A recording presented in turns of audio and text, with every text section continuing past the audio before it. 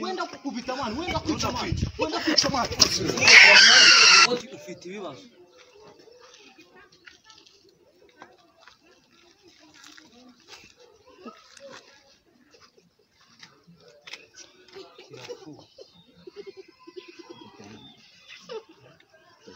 kirapfuye we mwana yanjye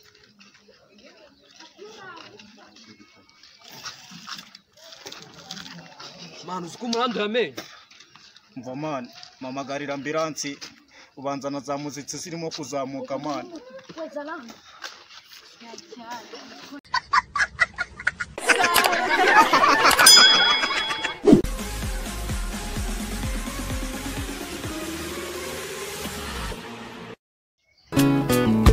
abantu ni banyamwigendaho abantu ni banyamwigendaho kubona ugufasha nitombora ibyino si nk'iby'iwacu we namenye yuko i Kigali ntibajya yiyamara amasaha nta gishoro nta n'icyo aronka narahiye amajoro hirya no hino biranga umuyedi batsinda ngo mbona amaramuko ntabyo biranga.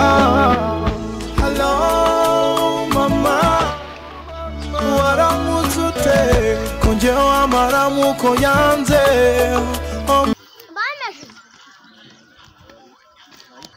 iriya gipeti mberetse ejo bundi cyanku yamenye 3 nshaka niyishyurire murabe imfasha mu kandi yewe keretse nimba atari ndamwica abantu nk'uwica inzoka aka kanya keretse nutangura akana ariko naje nitakagura ntago ndabikora umva shumi yanjye ikofi naga ari yo mbuzi uri tayari cyane gose mumbabarire tukarobore ninshaka nisambu nyigurishe mbishyure tugende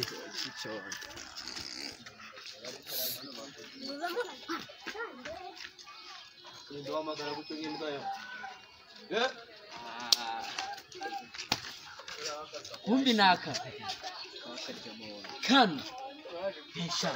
amabyapima irobo igarama iki imbwa y'urutsatsi rubi pesire nk'iyi ejo bundi wankuye amenyo 6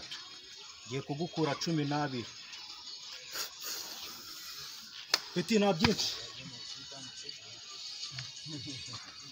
kana wa